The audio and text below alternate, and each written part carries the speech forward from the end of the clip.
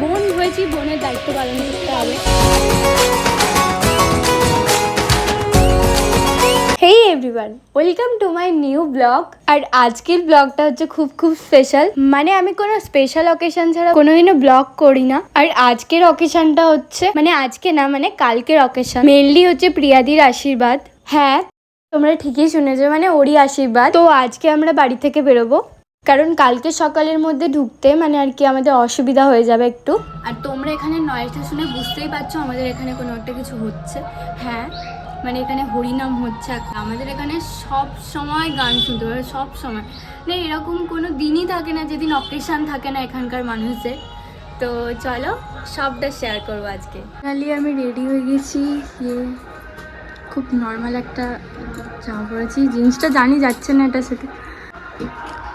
বেচারার মা বেচারাকে যেতে দিচ্ছে না, শুধু ওর বোনের জন্য ওর মা যাচ্ছে না, আর তার জন্য ওরও যাওয়া হচ্ছে না, তাই তো? কষ্ট পেও না, চোখগুলো দেখো চল চল করছে।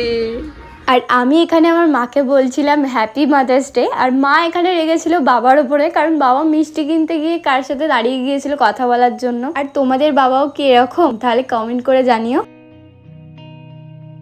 আর আমরা সেই সময়তেই ঢুকছিলাম যেই সময়তে ওর সাথে আমাদের দেখা হয়ে যায়। রাস্তাতে আমাকে পিক আপ করে। হ্যাঁ, আনতে গেছিলাম তোদেরকে। কি বলছিস?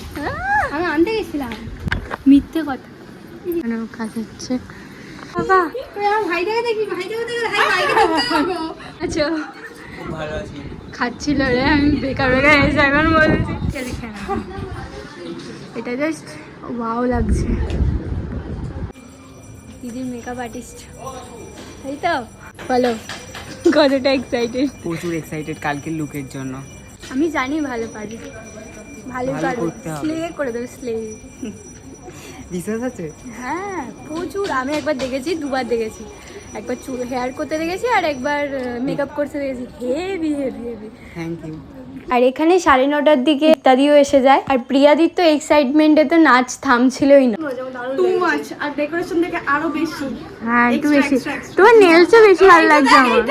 এই যে বিউটিফুল, কি ভালো। আর সকালে আমি ঘুম থেকে উঠে দেখি প্রিয়াদি প্রায় এখানে রেডি হয়ে হেয়ার করতে বসে গেছে। আর পুরো বিছানাটা জুড়ে মেকআপ প্রোডাক্টসে ভর্তি ছিল। বাট এখানে রিক্তা দিতে ঘুম থেকে উঠছিল না। বসে গেছে। হ্যাঁ ভালো লাগছে।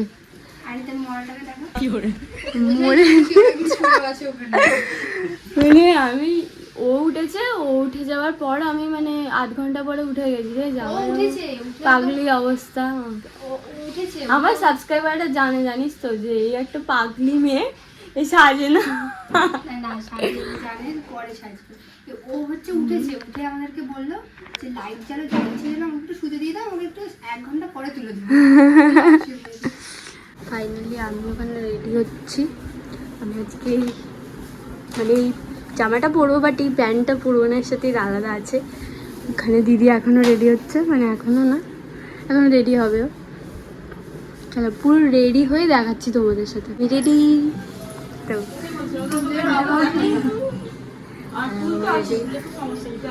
দিদি দিদি দিদি বিয়ে করে নিচ্ছে। হ্যাঁ টিপের পাতে পাইনি আমি, টিপটা পাসনি, এই ওপরটাতে চেপে গেছে, ওই জন্য দিচ্ছি। হ্যাঁ ঘন্টাটা দিতে বলছে। আচ্ছা, যারা যারা এই সারাটার লিঙ্ক চাইবে তাদেরকে বলে রাখি, এটা কিন্তু আমি নিউ মার্কেট থেকে দিয়েছি। বাট তোমরা যদি চাও লিঙ্ক আমি অ্যাটাচ করে দেবো। ক্যামেরা দেখে যাচ্ছে, ঠিক আছে?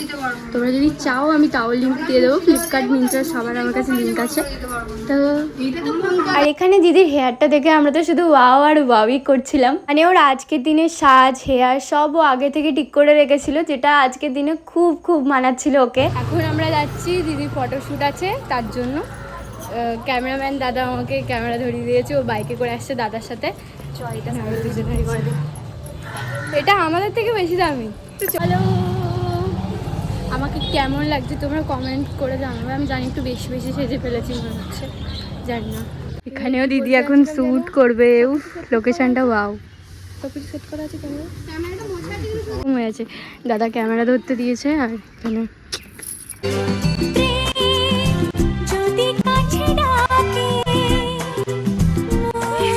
ওরা এখন ওখান দিয়ে চলে যাচ্ছে, আমাদেরকে ওর জুতো ক্যারি করে নিয়ে যেতে হবে রাস্তা দিয়ে।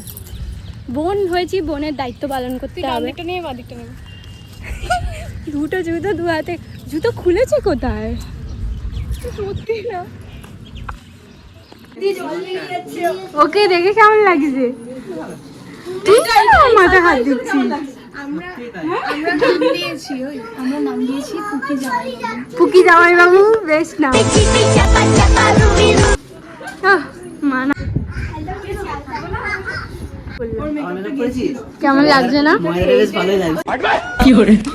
হঠাৎ করে মনে বলল না, আমি সত্যি বলছি তোমাকে খুব ইউনিক লাগছে। কম সেরেছি না না, এই ম্যাচিং ম্যাচিং করে আমি নিই তোদেরকে। আমি এই ম্যাচিং ম্যাচিং করে খুব ভালো কাজ করেছিস। এমনিতেই সবাই কনফিউজ হয় যে ওরা দুই বোন হয়তো, ঠিক আছে? কোথায় ছিল 5 বছর ধরে আমি দেখিনি, আমি কুম্ভমেলা হারিয়ে গেছিলাম।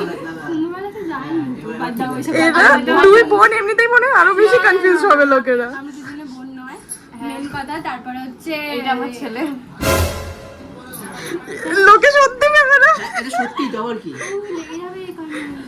আর আমরা দুজনে কোনো প্ল্যানিং করে যাবো, ঠিক আছে? আমার জামা কালারটা মানে ভালোবাসাটাই এমন যে কোইন্সিডেন্টলি হয়ে গেছে, তাই তো?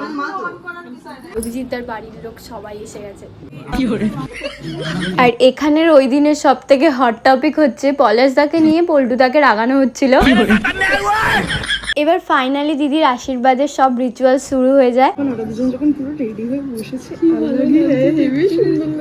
আর দিদি আর অভিজিৎদাকে এতটাই সুন্দর লাগছিল যে আমরা সেটাই বলা কওয়া করছিলাম, আর যেটা শুনে দিদি প্রচুর ব্লাশ করে।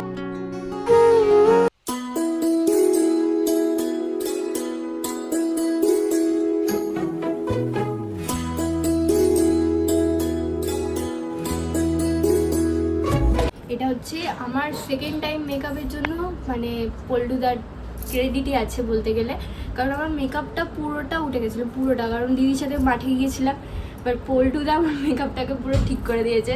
থ্যাংক ইউ পল্টুদা, ওয়েলকাম। এরপর আশীর্বাদের পর্ব শুরু হয়ে যায়, আর প্রথমে মেয়ের বাড়ি থেকে আশীর্বাদী করা শুরু করে।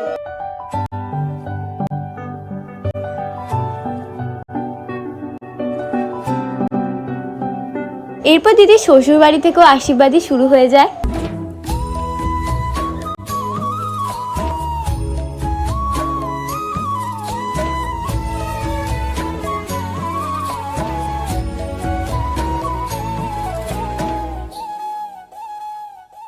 এরপর দীপদাদা আর গুনগুন দিদিও দিদিদেরকে গিফট দেয়, আর এরপরে রিটার্ন গিফট ওরা পায়, যেটা দেখে সবাই আমরা গড় করতে ওকে চলে যাই। নমস্কার করি চ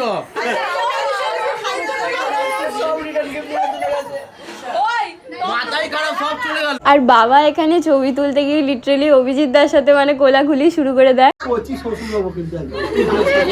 এরপর দিদি নতুন ফ্যামিলির সাথেও ছবি তোলা শুরু করে দেয়।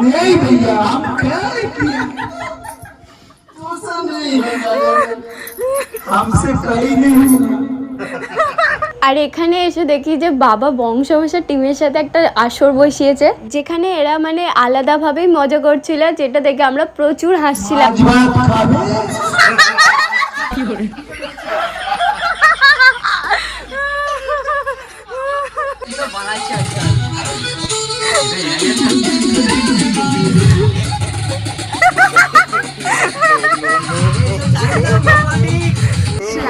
আমি তোমাকে দেখতে এসেছিলাম, আমার জন্য আলাদা করে একটা সিট রেখেছিল এরা।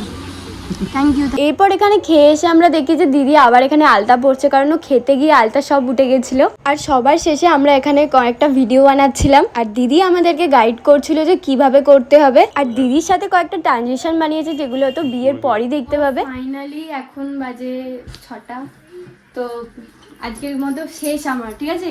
যা ফটো তোলার যা ভিডিও করার আমি করে নিয়েছি, আর তার মধ্যে হাফ ভিডিও আমি করিনি, ঠিক আছে?